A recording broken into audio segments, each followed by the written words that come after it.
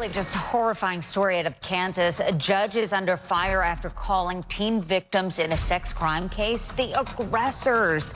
They are 13 and 14 years old. This is the judge, Michael Gibbons, made the comment while sentencing a 67-year-old man to prison. The man had been convicted of soliciting nude photos through Facebook from the two girls, sisters, again, 13 and 14. According to a court transcript, the judge said he found the victims were, quote, more an aggressor than a participant in the criminal conduct. They were certainly selling things monetarily. Prosecutors say Raymond Soden is at fault for what he did. They say no matter what, it was wrong to blame the victims. I mean, these are children. They're victims. I mean, this should not happen to any children. It's tough for any child to have to face someone who's done that to them. That is the county attorney. Well, after the comments, the judge handed down a 5-year sentence, significantly lower. State guidelines call for almost triple that. HLN legal analyst Joey Jackson back with me to talk about this. Also joining us, psychotherapist Robi Ludwig. Robi, they're not even of age to consent for this judge to say they knew what they were doing and they were getting money for it. It's just bizarre. It is, and that is the way these abusers think. They minimize, they justify, they distort, they deny. They have no insight. And in their mind, they truly do believe that the victim somehow is responsible for what's going on. And they are unable to see the whole picture. They really see themselves in a very distorted way. And this judge was very articulate, giving insight into the distortions of his mind and how he operates. And Joey, the judge even saying, look, he's of an advanced age. He's 67. He's not 107. Not that that would matter. But these girls can't even consent, much less are they the quote-unquote aggressors.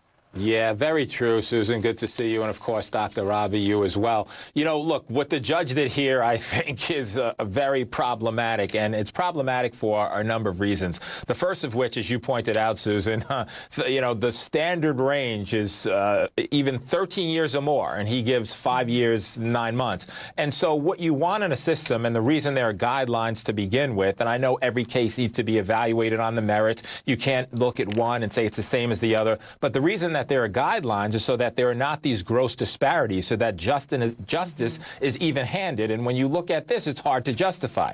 The second basis for which you look at it and you determine what are you talking about, Judge, is when you're talking about 13 and 14-year-olds as aggressors, you know, you don't even have the ability to consent. We're talking about, you know, we're sending these nude photos and you're blaming the victim? Really? I mean, I understand, and to be fair, part of what the judge was talking about is in order to deviate from the guideline, you have to make an aggressor finding or a participant finding. In English, that means that you have to determine that the victim is an aggressor or a participant. That gets you out of the guideline. But when you're talking about minors, to suggest that they're aggressors or that they were participants, when you're 67 years old and you pretty much, you know, wanted your way with them and were manipulating them, I think it's too much to explain, and I think the judge has some answering to do here.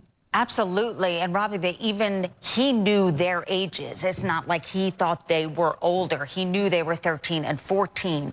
Does this, in your opinion, set us back?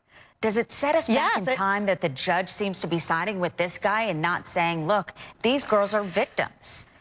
I really don't understand. That's a legal issue, why the judge gave this man such a short sentence. It doesn't make any sense to me at all, because clearly this was a man who chose young girls who could be manipulated. And what we know about the teen brain is that their frontal lobes aren't even fully developed yet, which means that they're not able to always see the consequences for their actions. So that's why they can't be held responsible.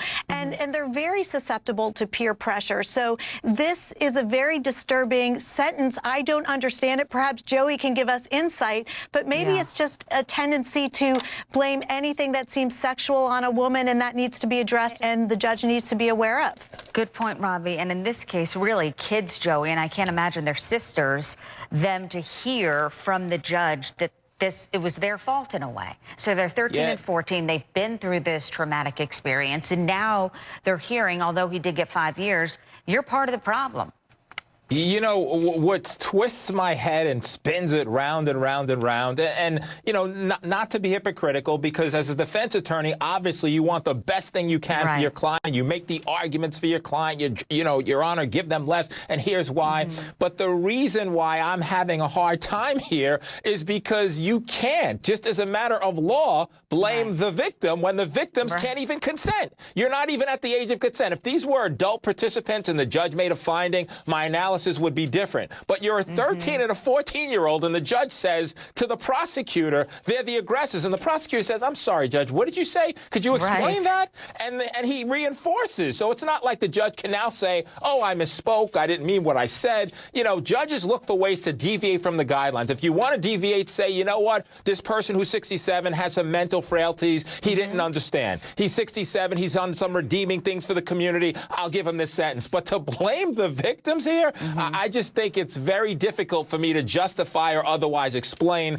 It's just not a notion of justice that is appropriate.